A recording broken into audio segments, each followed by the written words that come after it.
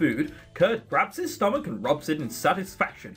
It reminds me of an ape, not that he's far off. Are you off to practice then? He's off to practice? After eating all of that? Wow. Yeah, I'll see you back at the room when I'm done. I don't think anyone on the team will want to do anything. Okay, see you later, Kurt. See you, man.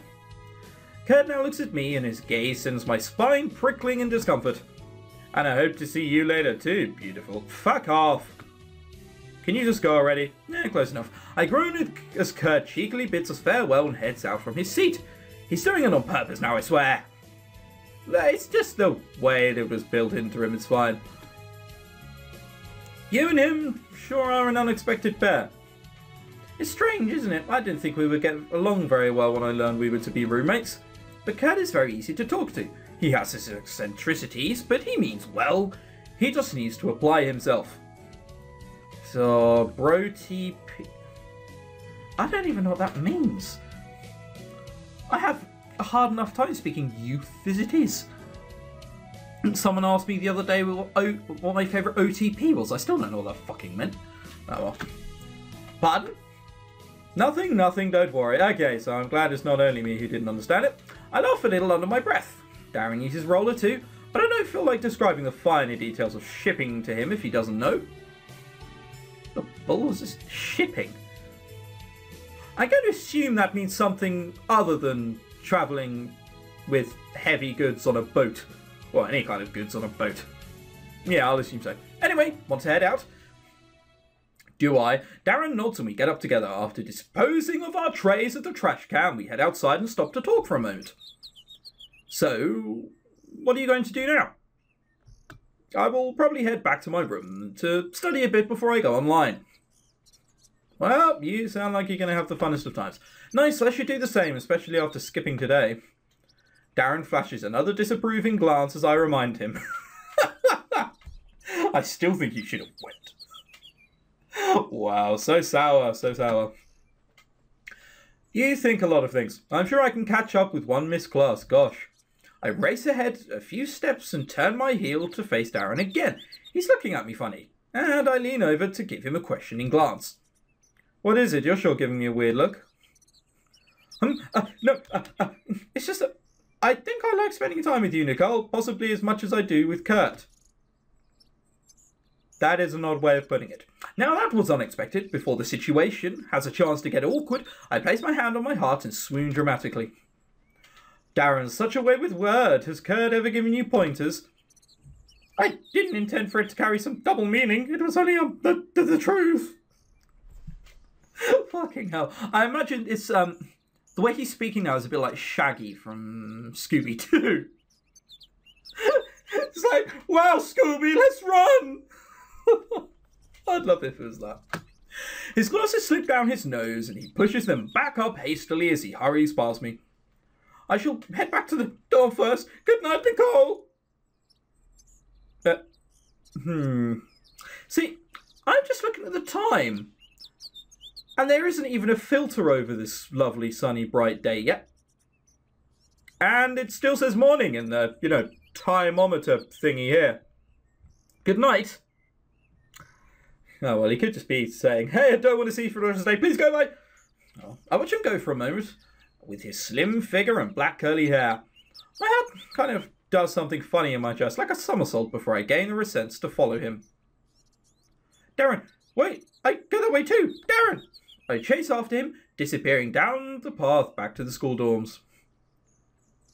Well, that was definitely worth it. Right then, let's get our, oh, what, we can't fucking work there?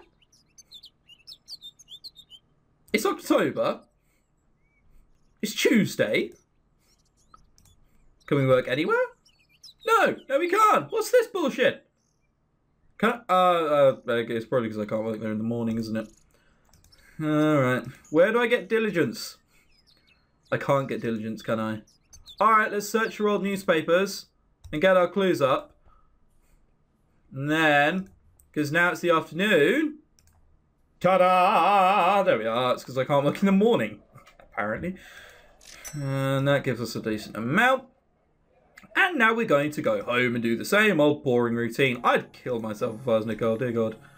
Yay! And I'm sleeping again. I've got $61, which is still... yeah, about enough to do bugger all. Oh, well. Today's a regular day in class. I managed to learn something new, but I feel I could do better.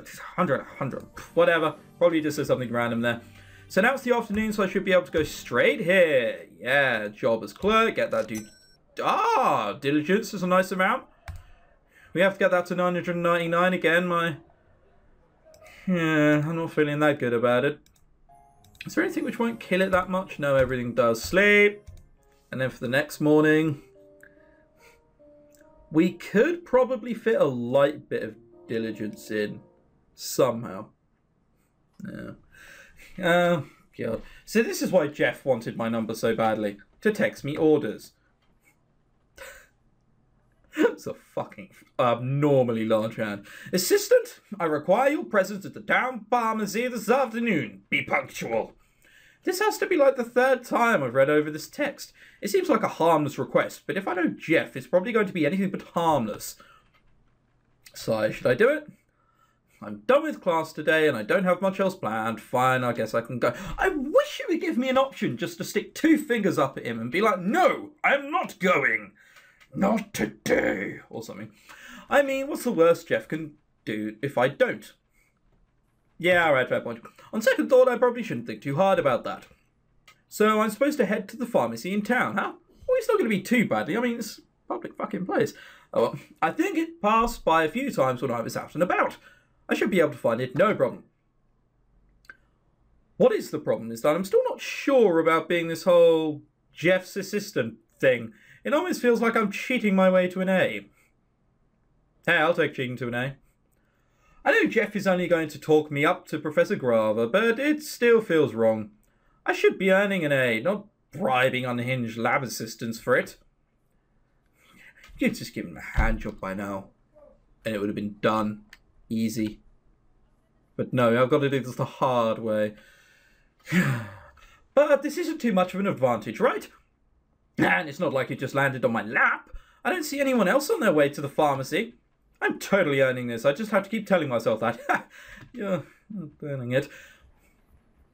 That doesn't look like the pharmacy. That looks like quite a shitty film. I decide to head straight to the pharmacy for my classroom. I'm already dressed, so there's no reason to stop by my room. After passing by the school gates, I stroll into town. Now, where exactly did I see the pharmacy before? I think it was close to the convenience store? Maybe. Now that I think about it, did I pass the pharmacy on my way to my part-time job there?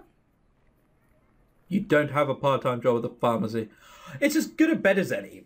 And I don't have any better leads. Might as well go with my gut. To my luck, it actually pays off. Yep, it was luck, because you possess no intelligence. Halfway down my regular route, I spot the pharmacy just down the street. Shopping cars are pushed to the side to the glass doors, and there are other local advertisements taped to the windows. Taped. Not even put in a stand of plastic. Nope, just taped. Get that sellotape on there. Wonderful. The inside of the pharmacy is pretty nice. It's clean with white linoleum. Linoleum? I've never heard that word before. Flooring. Oh, that's why. And the front is where all the registers are. And past that are shelves of random household merch. To the very, very back is the medicine centre where people get their goods. I like how Jeff didn't tell me where he'd be in the pharmacy, like I'm a psychic or something. But I can figure it out. I should just be able to get in touch with him easy. I tried to call him from the front of the store, looking around, as I do, so in case he manages to pass me by. The good news is that the call connects. The bad news is that it goes through to Jeff's voicemail. It's because he knows you there, he's just going to randomly creep up. Wow, did he hang up on me? At least I know it's on. Jeff's alive. That's not a positive thing. Well, I guess he's in the middle of something. I can't imagine what it'd be. Whoa, hello there. Apparently he's not busy enough to be unable to text now. Go to the back, his text message says. Well, mystery solved. Looks like Jeff is near the drugs. I should have seen that coming. I'm going to have to tell him to lay off the marijuana. I pass through the aisles until I get to the back counter. It's completely partitioned off from the rest of the store by the counter and a glass sheet that nearly reaches the ceiling. If I look through it, I can see the word pharmacy on the wall. But if you can look through it, you can see the word pharmacy on the wall. What, you mean that? You mean that very well sealed thing, which definitely isn't the first thing I saw when I came through? Yeah. Well done, well done. Have a cookie. You know. There's a doorway built where I can see the stock shelves of the back room. But that's not more noticeable than the person working at the counter. Jeff's standing by... Why is he dressed like a Victorian chimney sweep? Jeff's standing behind one of the openings of the partition, right in the middle, speaking with a customer. His eyes acknowledge that I'm there and he continues to chat. I don't really mind if he's behind the counter, and it must be part of his job. I had no idea he worked here. I thought the pharmacy was just some arbitrary decision. I take a seat on a chair to the side. Standing around will just look really bad, and it's a lot comfier to check out roller this way. Ah, cool, a DIY tie-dye shorts. Totally saving that for the summer season. That's why you're in the predicament you are now, I swear. Yeah. I don't finish the tutorial before the customer leaves. Eventually, out of the corner of my eye, I see the customer part from the counter with a white baggie in hand. Looks like Jeff is all free now. Oh, good. I stand to my feet and pocket my phone. I can already feel his full attention is on me. Hey, Jeff. Assistant. Jeff nods at me from the other side of the counter. Excellent job on arriving so promptly. You only prove I have excellent taste when it comes to picking subordinates. How do people like this? Oh, you did something well. Oh, I am marvellous. Wait, what? Wait, what? I think that's supposed to be a compliment. Thank you. I haven't done anything like this before, but how hard can it be? Oh, it'll be hard. I wouldn't need to hire you if it was easy. Yeah, all right, sunshine, put the heart away. All right, he's got a point there. Way to harsh my mellow, Jeff. It's almost like you want me to hate doing this. I don't care how you personally feel about being my assistant, as long as you do an acceptable job with it. However, I didn't call you here for an evaluation. I wanted to talk more in depth about that potion I mentioned before.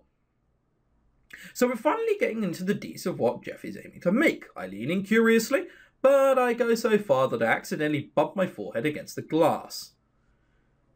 Alright, well, you're not proving your intelligence, but I'm not sure we want to do that. Hold on. I drop down to my haunches so my face is level with the small opening for hands. Ha! I am so clever. It's really not. Okay, hit me.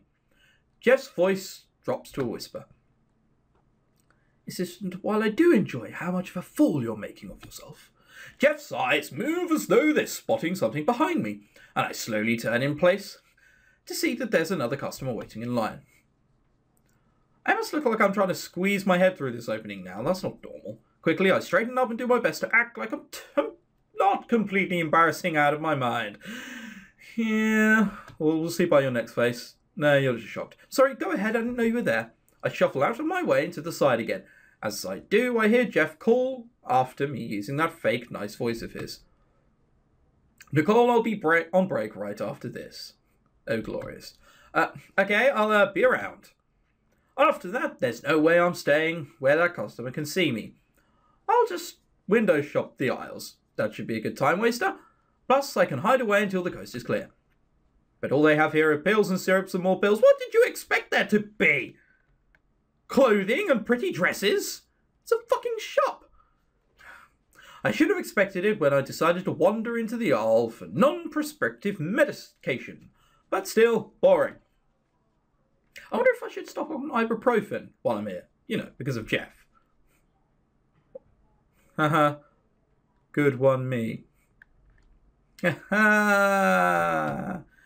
Let's pretend that never happened. No, seriously, working for Jeff sounds like it's going to be a real headache. Oh, I thought you meant she was just going to take too many and relieve herself. Just keep telling yourself that you're doing it for the A, Nicole. Do it for the A.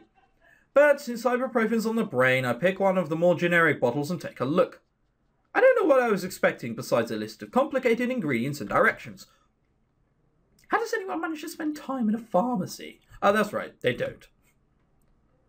What? No one goes into the window shop. It's just you. I placed the bottle on the shelf and then turned to see someone else is checking out the medications. Oh, I know this person. Ted, is that you? Oh, can we please run away with Ted? That'd be brilliant. Ted turns to look as he hears me. He's my superior at the convenience store I work part-time at. Yeah, I know.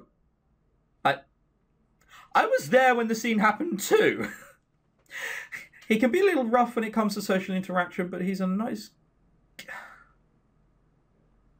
Whatever. We already know this, but it's a case...